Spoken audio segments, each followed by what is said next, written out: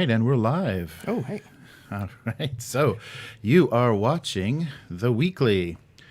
So we do this every week, a live broadcast instead of our usual. About 3 weeks ago, it's right? the third attempt. So last attempt, you may have seen this. Oh, yeah. For 20 minutes. So apologies for last week and our... But thanks for watching, actually. Yeah, you did see that. Yeah, you did tell us that you guys aren't moving. We can hear your voices, but you're not moving. So now we have video and audio this week. So hopefully that'll be better. This is The Weekly. And I'm Jeremy. I'm Chris. And this week on The Weekly, a few topics I thought we would hit. So I broke down and pre-ordered the Dune RPG. Oh, really? So we'll talk a little about that. Terminator Rpg is on Kickstarter.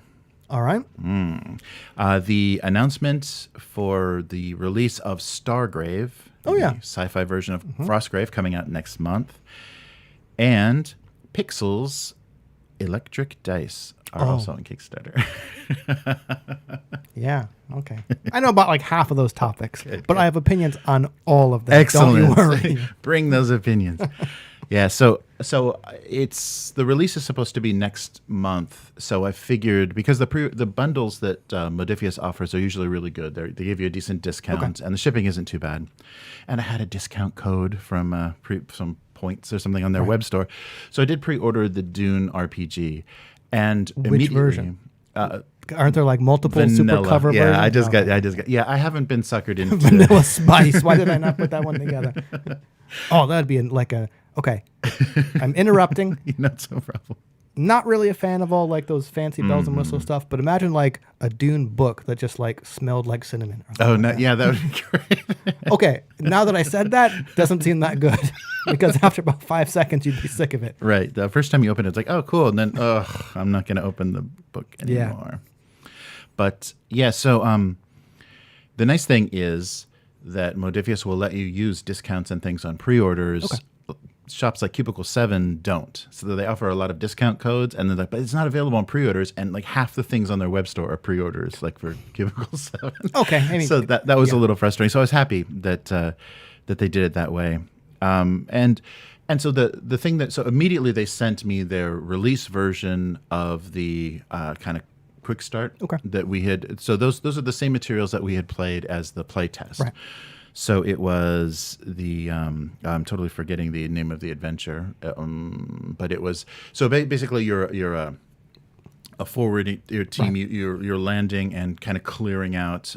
You're part of House Atreides, the like initial kind of way, team. the advanced whatever team that Duke Leto sends to sort of secure Arrakis before the transfer of power from Atreides to Harkonnen to Atreides. Right. And so it gives you pre-gen characters like quick starts do, and gives you a little adventure, plus a kind of a light version of the rules, kind of simplified, or just kind of pared down version of the rules. And compared to basically we get a Word doc for the play test, but to see the design and the artwork and everything all put together, the game looks amazing, and it really put me there. That was weird. That was the thing I was having trouble when we were doing the playtest. I was having trouble like really getting into like visualizing and explaining like what you're seeing and everything. But they have so much amazing, like immersive, gorgeous art, and the tone of it. It's very different from the film that's going to be coming out later this year. Is it? Yeah, and very different from anything you've seen, like all the David Lynch or anything, even comics, anything you've seen from Dune. This is a different take on it that really, I think, really reinforces what they want to do with the mechanics, what they want to do with kind of inclusion and making it a really diverse looking universe. And that was the thing. I was surprised that they jumped on that so early on. A lot of the hires were talking about, marginalized people and being inclusive for Dune. And Dune is one of those properties that doesn't have that much of a problem, I mean, if you're talking about the casting of British, British dramas or whatever. I think that's what what a lot of people think of, right? And the casting, casting, which would be a separate issue. I stopped reading Dune after about like book 1 recently to start reading those Gideon the Ninth books, which are a lot better. Okay, I shouldn't compare, right? Grab my interest a lot more. I'm trying to remember. I think Jessica's skin is described in a way that kind of makes her seem Caucasian. Yeah. I'm trying to remember. The only people that are explicitly Caucasian, I think, are Harkonnen. I can't say yes or no because the only person I remember getting a description, which is not to say is the only one who gets one, but the only one that stands out in my memory is Jessica. Right, so, and she stands out because I think House Atreides is Greek. It was like Macedonian or Greek possibly. in origin. Yeah, the look of them, like how they're described, the strong face, the black hair. So and then basically Fremen are Bedouin. So it's like there is a pretty diverse. Like you can't two groups there. No, but you've got, and then you've got face changers. I mean, you've got like incredibly diverse, other planets, and the RPG itself allows you to create your own house. Yeah. So there's you're not limited, and so that was the thing. I was really surprised. It's like, is that going to be the marketing point of every single RPG that this white guy wrote this, but don't worry, like you don't have to do that. Well, okay. I think we disagree on this point because I'm of the opinion that unless you explicitly make that stuff clear, it's kind of not enough to just either not mention it or have oblique references. You know what I mean? You got to be like, okay, you kind of can't. Getting back to what we discussed last week, possibly before we froze, the kind of imagine yourself. You can imagine yourself as anything. So these people depicted or described, just imagine them as something else, right? Kind of don't cut it anymore. I see what you're saying. So it's I think you might end up with maybe it's going to seem forced at first, only because we're so used to it just either not getting mentioned or kind of very obliquely, and so now the change to kind of putting it more front and center is going to feel like whoa. But I think that's kind of what you have to do. And I haven't seen the book, and like I said, I don't remember descriptions in the novel. Yeah, and it doesn't. I mean, Dune is one of those things that doesn't feel very Eurocentric. So that's why I was like, oh, do we have to do this? And all I'm saying that right now. I'm saying this right now. So maybe we'll put this in a time capsule in 40 years in the future.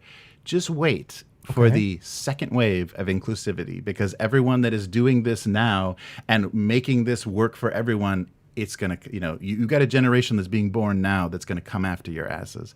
So you can never be safe enough. You can never be perfect enough. Don't you think that's the case? We've kind of gotten off topic, but don't you think that's the case with everything? Don't you think every future, keep in my mic, don't you think every future generation is going to look at the previous generation and kind of scoff or say what you did kind of wasn't enough? And I'm not saying the previous generation gets a pass, but it's like, each generation makes or doesn't kind of make progress so that the next generation can take a further step. Right? But if you've been doing it for marketing, for kind of marketing angles or a way to 100% organic, if you're doing it that way, then you're going to get it's going to catch up with you. And I just think Okay, I'll agree with that. If bring it back to the diversity thing, if you're doing the diversity thing just for optics or just for marketing, rather than as altruistic as possible for a company, because companies can't really be altruistic, right? If you're doing it for the optics rather than actually trying to increase player base or kind of just make people feel welcome in general, then okay, I'll agree. Sure, you kind of deserve to get taken to task for doing that. If you're doing your honest best to be inclusive just for the sake of being inclusive, then you can kind of say, we did our best given the time, right? Yeah. Which isn't necessarily a pass, but I think it's a valid response to you should have done better. Yeah, but those things are kind of indiscernible now, and that's the difficult thing. The problem that I'm having, and we're going to start seeing, I think there's little hints of those sorts of things, is corporate America is going to start using that to start undermining alternative media, alternative voices and things, because they say, no, we're the good guys. We've already established that we're diverse, we're inclusive, we're sensitive. So and any other voices do not need to be heard because we're the voice. And I think in a lot of different media, you're going to start seeing that because of this kind of corporate the takeover of this sort of thing, you're going to start seeing smaller voices disappear because it's like, no, you don't need that. We got you covered. So I'm a little suspicious of that. I don't disagree, but for me, that falls under my thing of you're not being altruistic. Yeah, but it's not easy to tell that. Like, how are you going to really decode that once, it's like, look at our employees, look at our staff, look at our mission statement. I've gone way off topic because like looking at the stuff. House Atreides. Yeah. Looking at the articles I've kind of skimmed and stuff for like Google and like diversity hires and things that are going on with them. Like, okay, yeah, you do have maybe a company saying one thing. But then you have employees of that company saying something different, right? And as long as they haven't signed NDAs. Well, okay, then they're not saying anything at all, right? Like I think what I'm getting at is I personally would feel the same way that I do now. The company is saying one thing, or these organizations are saying one thing. People involved in them, or people much more knowledgeable on the subject who have studied these organizations are saying something different. I see. So it's not going to matter for me what the companies are saying unless those two things line up. So anyway, no, that's interesting. Back to Cinnamon Spice. Yes. Speaking of, another RPG that this just hit Kickstarter, and I was a little surprised by this, and also surprised by this. Shows you we haven't seen that in Dune, but I think you see that in other licenses. So this is a licensed property. It's the Terminator RPG. Interesting. Okay. And it's got a very kind of focused setting because it's the official tabletop role-playing game based on the 1984 movie and all associated Dark Horse comics. Interesting. Yeah. So maybe they're piggybacking on whatever, whoever Dark Horse license whatever from, and they're like, okay, you can make a game, but only about this. Yeah. And maybe they also decided anything past Terminator 2 is such a mess, you can't even make a game about it. Maybe, I mean, but that's interesting. So it really reminds you of when you're licensing IPs, like there's a very specific things you can and can't do with it. So that may be unsatisfying for some gamers. It's like, oh, I really want to play in this world. Oh, that's not going to be included. Oh, okay. Well, yeah. I'm kind of not necessarily surprised that there's a Terminator RPG. I was like, what? But I think you're probably right. Whatever licensing deal they got gave them access to that first movie and comics, from the 90s, I think, which I've never read. Right, could be fantastic. Who knows? But on the other hand, I'm not going to poo-poo a game just because it has a fairly narrow focus or scope. Oh, yeah. I mean, like you said, some people may go, "Oh, can I play like that?" Oh, no, I can't. Never mind. right? Which is totally fine. Okay, then don't buy the game. But and just wait for Terminator whatever that's going to include that. Or buy it and hack it yourself, or hack it in a different game, just not D&D. But since you said that the writer, at least somewhat involved, was the person, and I forget the writer's name, who wrote the Chariot. Excuse me, the Chariot of the Gods. Yes, and I believe Destroyer of Worlds. Right. Yeah, both of the cinematic scenarios for the Alien RPG. Yes. Both of those are fantastic, though Destroyer of Worlds is kind of unwieldy in the way it's presented. But look, I'm probably not going to back this Kickstarter. I have a higher opinion of the product with knowing that writer is involved based on the strength of their scenarios for the Alien RPG. Yeah, definitely. Yeah, so that's Andrew E.C. Gaska, who wrote both of those cinematic adventures for Alien, and they're excellent. Yeah, I mean, I really, how that was put together, especially the first one that was kind of the preview of the game, the quick start for the original Alien RPG, that was really well designed, and it was a really fun adventure. So so we'll see. Certain definitions of fun. Well, fun Alien style fun, but so what they're releasing is going to be, and kind of this made me a little worried as well because they really emphasize. So they've got a great writer doing their adventures, but they also say, hey, what if you never actually play this game? Well, guess what? This book is an excellent source book for the first Terminator film and its expanded universe. So it's like, people kind of know that. You don't, if you're reinforcing that on your Kickstarter, it's like, so how's the game? Is it actually very playable? I see that. I think maybe giving them the benefit of the doubt. Maybe that's their way of trying to encourage people to buy the game who looked at it and said, oh, you're not doing whatever timeline. Right. Never mind. And it could also be an angle where there are so many games and so many things that are never going to get to the table. Yeah. And it's like, well, this is still a great book, even if you never get a chance to play it. So maybe that's the angle, but it felt a little like, oh, we're already going to back off. Like, you don't really even have to play this game. Well, just enjoy, look at the pictures. Yeah. No, I don't know anything about the system. But yeah, I guess that is another way to say, use it to run a different game system if you want. Right. If we're giving you a source book, then, and maybe that is a way, we're not going to port this to 5e, but you're going to probably try to do that. So here's a source book. Yeah. So they're going to include, there's a quick start already available as most Kickstarters do with pre-generated characters. The full system is going to allow you to create your own. So your preferences, weapon types, and your role within the team, you can decide independently. And the game that it's based on, the system that this game is based on is the S5S system. So this was first seen in the Slay Industries second edition. So Slay Industries is, this was their first big success. So Nightfall Games is the producer of this. They've already done 2 successful Kickstarters, one of those being Slay Industries second edition. And that system that they created is a D10 die pool system. Okay. And and I didn't know, I'd heard that name before, but Slay Industries is, they're calling it one of the first and best examples of a splatterpunk RPG. Okay.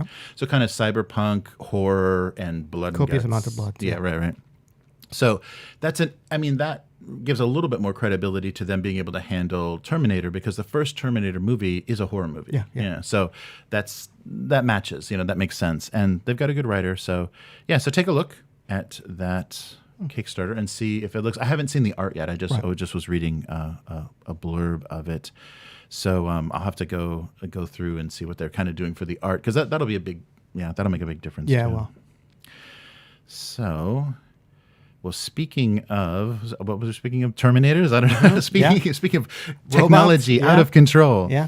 Another thing on Kickstarter that I saw, that immediately I was like, anytime I see this stuff, it's like, they're never going to get this produced. If they're going to use China, they're going to have manufacturing delays. Okay, yeah, you've got a prototype, but are you actually going to be able to make these work and not have 50% defective failure rates? But it's still kind of interesting. Pixels electronic dice. So these are all the polyhedral dice. There you go. Polyhedral dice for role playing, and they are they've got, of course, LEDs in them, so they light up all pretty when you roll them, and they are Bluetooth connected. Yep. And from what I've read, the Bluetooth whatever isn't proprietary, so it can pair with any kind of devices. And I know nothing about technology or GitHub. I think they're providing either like GitHub code or whatever or something so that you can be able to use it with whatever Bluetooth device. Right. Yeah, I think there's like an API that they developed that you can kind of hook into to allow it to, so you could at least get the results from the dice and put them into another system. Yeah.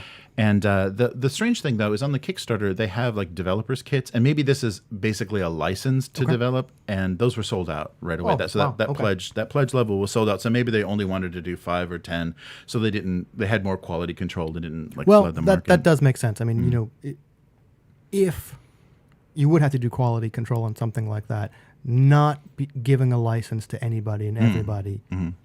Yeah. Yeah. So the thing that was compelling about this, because most of this kind of stuff I ignore, and there are so many dice Kickstarters on for role playing. But the thing that really made me think twice about this is I hate dice rollers in the chat on Virtual Tabletop. Okay. And it's like you can't trust the random seeding or something for it just feels wrong. Like it can literally roll single digits all night. So can a real die. But it's just like, okay, what's going on? So because you don't actually see, the physical object fall. So it's like, oh, it was an 18. Oh, it's a 2. It feels really cold and bizarre. And so this would allow you to roll a physical die and have that report to Roll20 or whichever virtual tabletop you're using. So you'd actually be able to physically interact with dice, but then you wouldn't have to point a webcam or just maybe reliably tell your group what you rolled. So that's a fun idea, and I thought that was a little bit interesting. So a D20 might be worth investing in just to see how that works. Yeah, I don't know. Yeah, that was so a complete set. I think of like what, 6 dice, maybe 7. Like 6 or 7. Yeah, if it's the basic set, I think like 7 dice is going to run you $200. And it's got they come in a rechargeable case, and so that means there's a battery in there. And when does that stop working? Yeah. But just that interaction, like a physical interaction that had some connectivity to a virtual tabletop, sounded nice, because that's the thing missing. I mean, apart from the lag in communication and the weird webcam windows, rolling dice is another real bummer for playing online. Yeah. No, I kind of, not that I play online that much, but someone who used to play Magic online or even play like Jinteki Net for Netrunner. Yeah, even though the thing is randomized, when you draw like 5, 6, 7 lands in a row where you're not drawing, like, even though it has been randomized and it's probably true, it feels different when it's a digital thing. Yes. So I understand the appeal of being able to now to roll a physical die, see the number there, and then have it transferred to a device.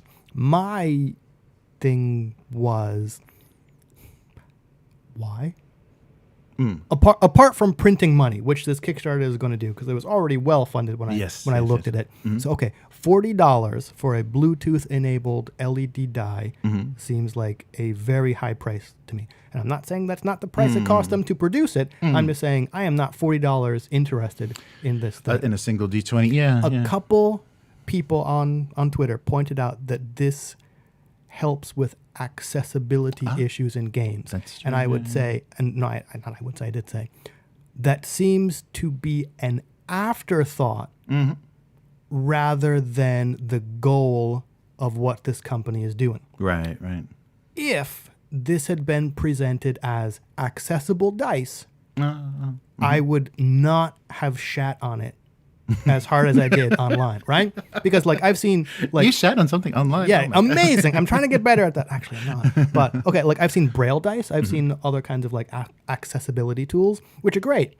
The fact that this is like dice, and one of the huge selling points was customize the light up colors and all this stuff. Like if you have that's not something you would put as a main selling point if accessibility for visually impaired or blind people was your goal with this Kickstarter, right? Who cares what the LED color is, or like that you can pair it up to make all these like critical whatever sounds, right?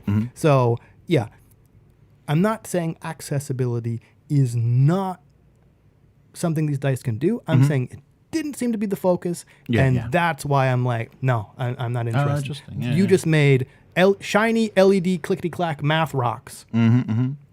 And the other thing I see, like you brought up, being able to roll the die and have it pop up on the screen prevents cheating. Yeah. A couple of people said that as well. My point is, don't play with people who are going to fucking accuse you of cheating, right? Like, I get it. There are some people who play to win. I'm not really one of them. But if you can also like hack the dice to change the LED colors, I'm sure you could roll a lot more 20s. I hadn't considered that, but I mean, like, that would, like.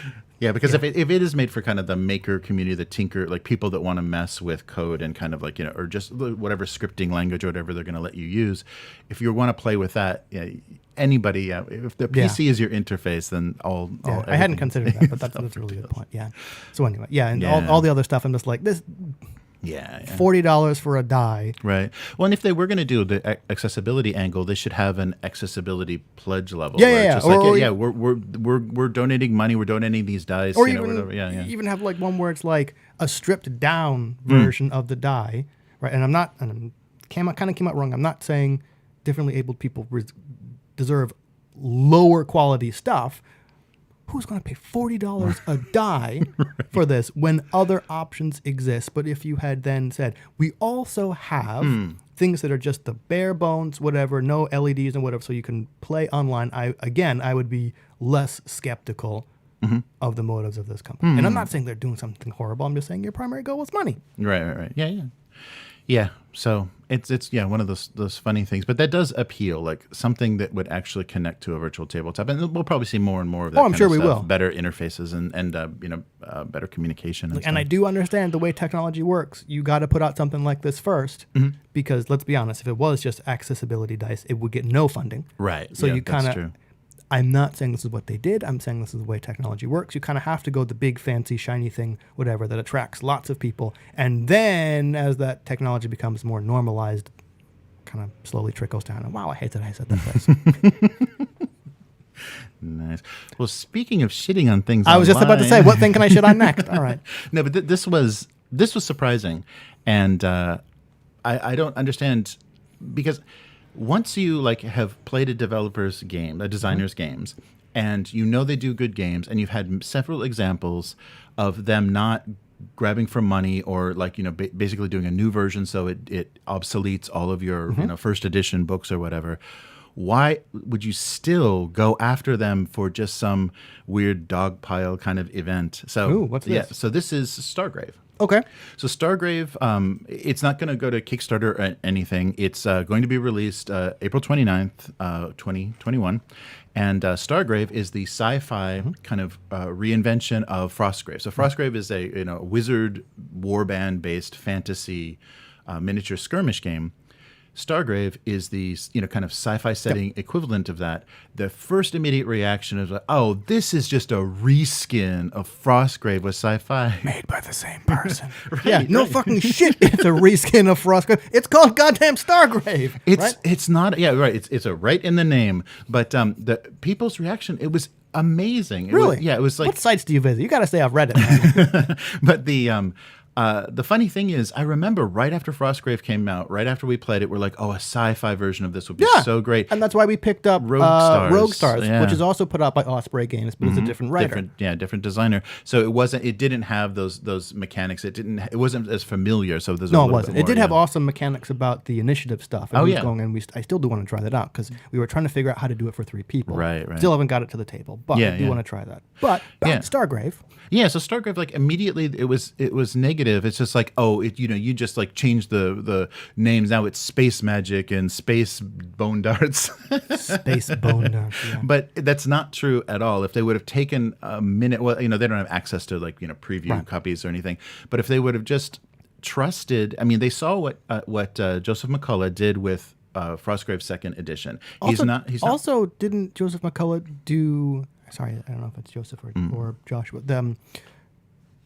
Ghost Archipelago. Yes, yeah, which did it not? Do you think it did not get such a extreme negative reaction because Ghost Archipelago is actually set in the Frostgrave setting? Just I think a different area. Yeah, I think that may be because it was just pretend Stargrave set in the fucking future. Just pretend it says Frostgrave : Stargrave. Frostgrave Future Edition. Right. Jeez.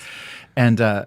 But if you look at the rules, and of course, you couldn't just do a find and replace to make it work. And so there are mechanics. So the game and his thinking, I think, about miniatures games has evolved a lot. And since he did the solo, the Rangers of Shadow Deep, so some of those mechanics as far as activation and how things are powered are now in Stargrave. So it's an evolution of that kind of game. And so the mechanics match much more the setting. You're putting together a crew. Your wizard in Frostgrave will be a captain, and then basically you're filling out your crew with whatever. And the thing that seemed to work really well, that seemed compelling to me, is it's a pretty good one-to-one with a lot of different science fiction settings. So this could be a Jedi, this could be a rogue gambler, whatever, and but also with the Rogue Trader kind of Warhammer setting as well, the 40K setting. So a lot of the things match up really well. So because it's the miniatures kind of agnostic type game, you can play with your Star Wars minis, you can play with your Warhammer 80s metal Rogue Trader. So that really opened it up to kind of whatever kind of sci-fi you wanted to do. There's really great art that kind of suggests what this universe looks like. But because you're just doing a crew and instead of a stronghold, you have a ship, it works really well. And I think the thinking was really good. And the image of, instead of these parties all wandering to the same ruins, ships landing and all running, going after the same thing has a much more, I think that fits really well. That's what I thought. I I swore, maybe I saw like an advanced copy or something that someone had. I swore it was out already. Yeah. So I was kind of surprised that it's coming out. I think there's previews. Yeah, there's preview copies so. floating around. Yeah. But if it's like, I was wondering if it's going to be called, because Frostgrave is like the Frozen City.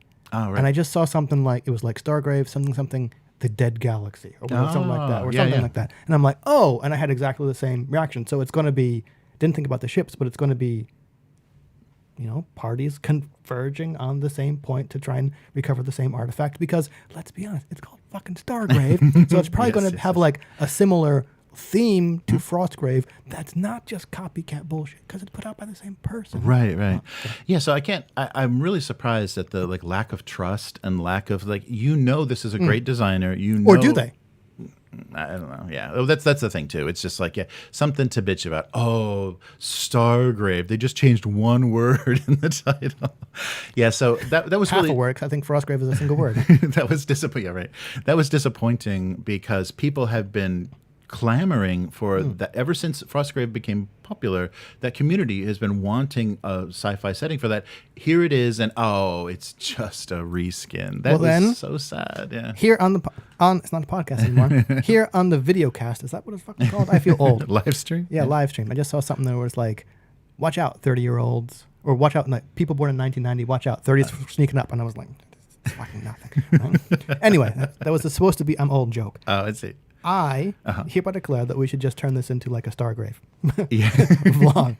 Just to like push back on all the hate. Yes. All day, every day. Only Stargrave. Only Stargrave. All Stargrave, all the time.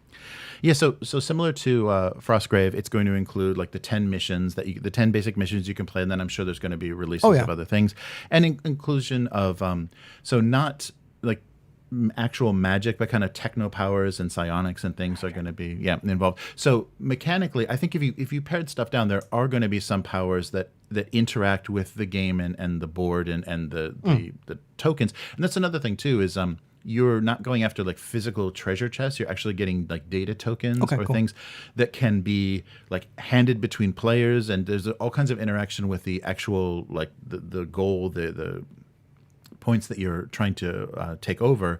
And there's also you have to successfully hack those points. So there's a role. You don't just automatically pick things up and run away. You can actually be standing there failing your hacking roll and not be able to steal the data and having people shooting at you. So yeah, it seemed like there's some really nice new dynamics that we're going to see, or mechanics that we're going to see with this. But so look for that. April 29th, that's going to be released on public, and there's already been some people doing previews. So take a look online, and there's people like have gone through the book as a preview, so you can kind of see what the powers are like, what the different character types are like. I'm going to have to check out the Osprey Games website and see if there's some kind of announcement, because I would prefer to get it direct from them rather and they're than from doing Bezos. Miniatures as well. Yeah, the same design. The North Star, North Star military figures. Yeah, they're going to be doing licensed Stargrave figures as well. So that'll be fun to see. But cool. So that's it. So this week's episode of the Weekly is brought to you by Brighthammer. Oh, I was going to tell you that. I was like, wow, we got a fucking sponsor. Brighthammer, a rules light high fantasy RPG zine. And we happen to have the creator of Brighthammer. I can't believe you fucking ambushed me like this. Sitting right here. So, would you like to tell us about any developments with the Sure, project? There's been no progress. Excellent. Tune in next week. Yeah, on the bestiary. Hey, having a kid. It's a pain in the butt sometimes. Right. Yeah. No, there's one 2-page spread, the high-level foes on the bestiary, which is still blank. Oh, I have them as notes. I just have to get them transcribed and looking pretty on the actual layout. And then I kind of regret being as generous as possible by providing both letter and A4 versions of everything, because I hate it when, or not hate it, but it sucks when people produce something and I'm like, or it's letter. Right. And it doesn't print correctly here. And I wanted them to print correctly regardless of where people were. So that means I'm doing 2 versions of each little booklet. I'm also doing spreads and individual pages. So there's 3 files for each of the booklets for each size. Yes. Which is kind of unwieldy and takes a while to get out there. But I did just put up a logo on the itch page, as well as little information about writing third-party content for Bright Hammer. Because a couple people have asked me, especially with like scenarios and stuff. Right. So I just have this little logo that you can put on there and a little bit of tag text, just saying, uses but is not affiliated. Nice. And so what's the address for your itch page? I think it's, I forget. I could whip it up. I got it. It's hivemind.itch.io. / Brighthammer, something like that. Yeah. So that's the first thing that comes up. So tell us a little bit though. It's a pay what you want, and so that means you purchase it, and then anything you develop for it in the future is going to be included, or will that be additional? I think that'll be additional. Okay. Like my initial thought was, once I finish those 3 little booklets of the player handbook, the GM guide, and the bestiary, kind of mimicking another game, then the price was going to go up to $3. Oh, okay. Because I thought that was pretty fair. Now I'm thinking it's just going to stay as pay what you want. And any other supplements that I put out later will be a little bit of money, like $1 or $2 a booklet. Right. Because it kind of allows people to... Community copies are great, but this kind of says it's free for people who want it. And if you want to tip me for it, that's great. Yeah. That's good. Good. Yeah, so take a look at that as well as your other projects on your itch which actually page. Got a small bump as well. Oh, nice. I mean, nowhere near things of Bright Hammer, which has only been out for like a month. But... yeah. Nice. Excellent. So that is it for this week. And I guess I should mention. Yes. And what? Oh, yes. I did so well with Bright Hammer. I actually commissioned people to write adventures for it. Oh, nice. So I think I commissioned 4 people to write adventures for it. I actually pay for artwork, pay for editing, and hopefully those are going to come out sometime later this summer. Excellent. I'm aiming for like a June or whatever thing. Oh, good. And... ideally, those 4 or 5, if I write one as well, adventures, the funding for that will pretty much go directly to me hiring more writers. Oh, excellent. Okay. You're putting it back in. I'm trying the project. to. That's great. No, really I might fall on my face. Who knows? Right. We'll find out. Nice. Oh, that's very cool. All right. So where can people find you? On Twitter, as always. That's Hivemind, HYVEMYND. And as you just said, that's also my itch page. Yes. Hivemind, HYVEMYND. It's not 2 words. There's no I's. It's Y's. Excellent. All right. And if you'd like to support this live stream, please consider either visiting Streamlabs. So the Streamlabs /IdleRedHands. So streamlabs.com/IdleRedHands /tip, or the Patreon. So patreon.com/IdleRedHands, and become a weekling to help us keep this show going. It's never not going to be funny. So that's it for this week. We will see you again next week. Later, mortals. I'll see you in the chat. Goodbye.